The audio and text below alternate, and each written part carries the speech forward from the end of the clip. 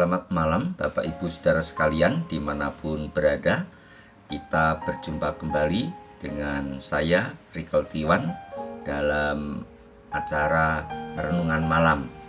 Bapak Ibu yang terkasih di dalam Tuhan Yesus Kristus, seperti biasa sebelum kita membaca firman Tuhan, merenungkan dan melakukannya, marilah kita berdoa.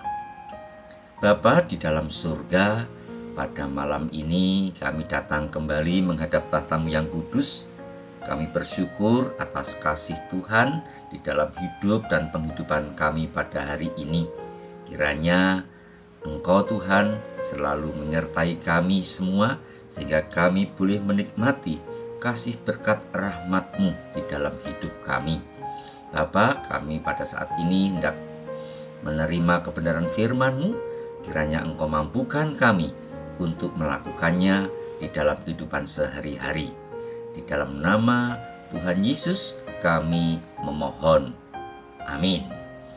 Bapak Ibu yang terkasih dimanapun berada, sebagai landasan renungan kita pada malam ini, saya akan membacakan dari Injil Markus pasalnya yang kedua, ayat yang ketiga. Sekali lagi, Injil Markus pasalnya yang kedua, ayat yang ketiga. Yang demikian bunyinya, ada orang-orang datang membawa kepadanya seorang lumpuh, digotong oleh 4 orang. Bapak Ibu yang terkasih di dalam Tuhan Yesus Kristus, ada 4 orang datang menggotong seorang yang lumpuh kepada Tuhan Yesus. Mereka mengharapkan Yesus menyembuhkan teman mereka. Namun, kerumunan orang menghalangi mereka. Apakah mereka menyerah? Tentunya tidak. Yesus sudah di depan mata. Bila si lumpuh bisa dihadirkan di depan Yesus, tentu ia akan disembuhkan Yesus. Lalu bagaimana caranya? Sebab orang lumpuh yang digotong itu tidak bisa masuk ke dalam rumah itu. Maka dengan penuh semangat, pantang menyerah, mereka naik ke atap rumah dan membongkar, sehingga mereka akan berhasil mengusung orang yang lumpuh tadi ke hadapan Tuhan Yesus. Mereka berhasil, usaha mereka nyata, sehingga si lumpuh itu dengan pelan-pelan diturunkan dari atas atap dan tepat di depan Yesus.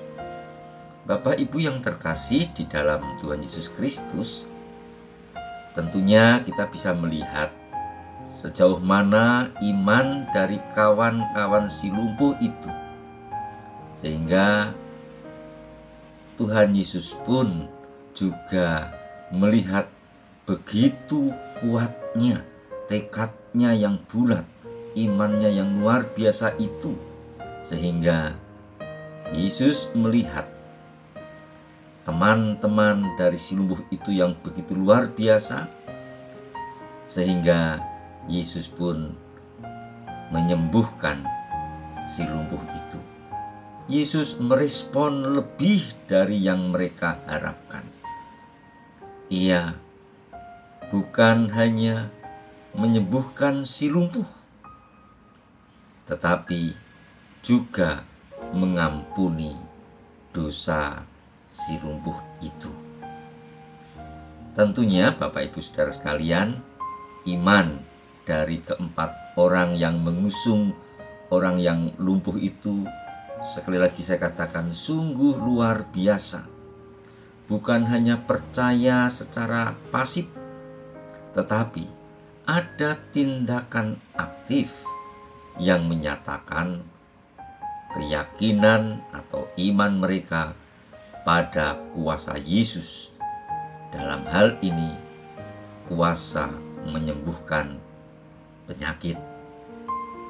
Iman teman-teman si lumpuh itu sangat berperan besar dalam hidup si lumpuh, sehingga dia dapat berjalan dan menikmati hidup dan pengampunan dari Tuhan.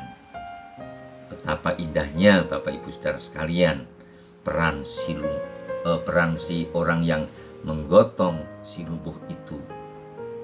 Saudara-saudara yang terkasih, bagaimanakah peranan kita bagi hidup orang-orang yang ada di sekitar kita? Bagi ayah dan ibu yang sudah berusia lanjut, bagi tetangga yang membutuhkan perhatian, atau mungkin juga bagi rekan yang perlu pertolongan. Dan masih banyak lagi tentunya peran yang harus dapat kita lakukan. Dengan singkat dapat saya katakan bahwa marilah di awal bulan November ini kita pikirkan suatu tindakan yang dapat menjadi berkat bagi sesama kita. Di awal bulan ini, jadikanlah kita semua ini dapat menyalurkan kasih berkat Tuhan kepada sesama kita. Sebagaimana 4 orang yang mengusung orang lumpuh itu. Orang lumpuh itu bisa disembuhkan karena keempat orang tadi menjadi berkat bagi si lumpuh.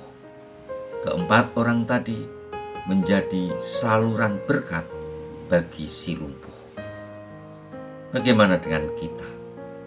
Siapkah kita menjadi saluran berkat bagi sesama kita?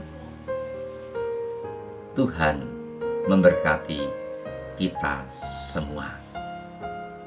Amin.